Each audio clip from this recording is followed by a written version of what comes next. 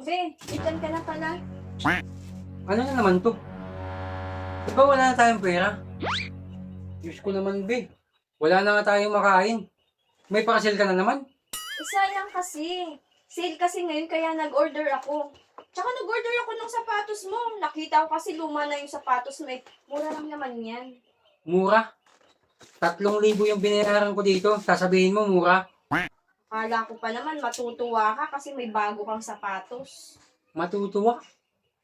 Sige nga, sabihin mo sa akin, bakit ako matutuwa? Eh kasi may bago kang sapatos. Lalo ka kasi pumupugi kapag bago yung sapatos mo eh.